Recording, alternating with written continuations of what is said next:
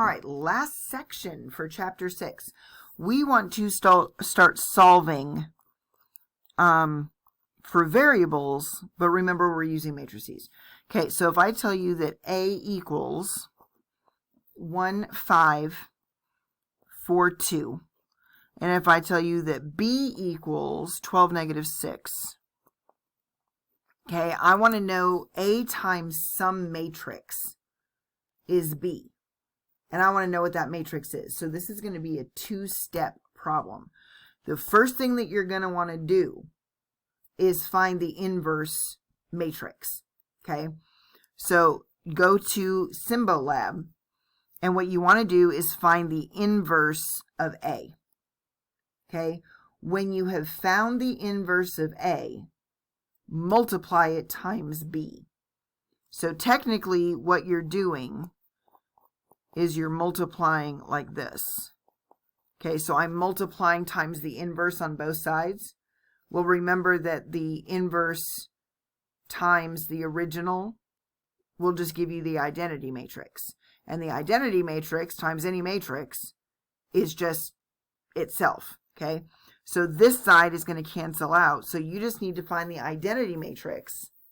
Okay, so just to kind of sort of show you this one, because this is only 8 questions long, and literally I think the first 4 is finding identity matrices. All right, so we're going to find the inverse of A, which is 1, and then we're going to do 5, and then we're going to do 4, and then we're going to do 2. Okay, so when I hit inverse, it thinks for a second, and it tells me my inverse for this is a negative 1/9. Okay, so I have a negative 1/9. I have 5/18. I have 2/9, and I have negative 1/18. So that is the inverse of A. Take the inverse of A and multiply it times B, and that will tell you what X is. Okay, so it's 2 steps. Find the inverse. In this case, it's going to be the inverse of A because I'm solving for X. Okay, so find the inverse of A. And then once you find that inverse, take the inverse of A, which that's how we note it, is A to the negative 1, but it means the inverse of A. Take that resulting matrix and multiply it times B. And that is literally going to be your answer. So, and again, if you were in a higher level math class, we would go through this step by step, but you would be using reams of paper, and we don't want to do that. So that is how you, out of 8 questions, that's how you do number 1. That's how you do number 2. That's how you do number 3. Okay. And then for number 4, it says use the inverse of the coefficient matrix to solve the system of equations.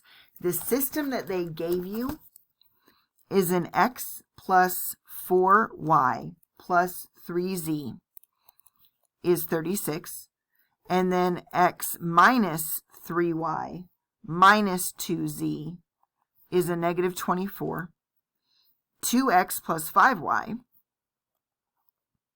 plus 4z is 72.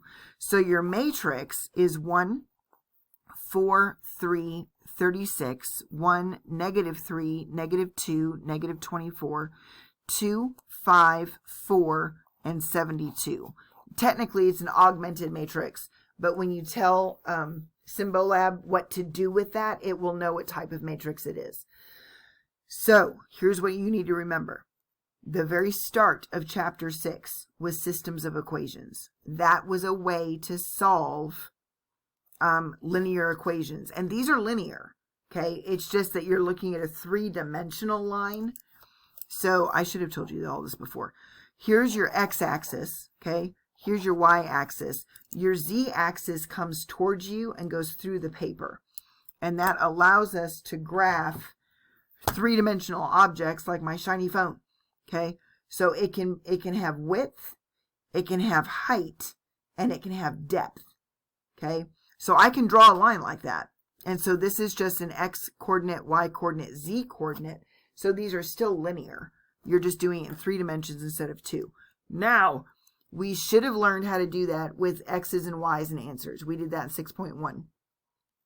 In 6.2, when we started doing matrices, I told you that anytime you wanted to solve a matrix, you could just hit the Gauss-Jordan button in Symbolab and then tell it the size of matrix. So this would be a 3 by 4. So literally do that. Your instructions are to use the inverse of the coefficient matrix to solve the system. We don't need to do that. Okay? So all you need to do is hit Gauss-Jordan, type in this matrix. Don't worry about this vertical line, because it's going to know as soon as you tell it Gauss-Jordan, it's going to know that this is this type of matrix.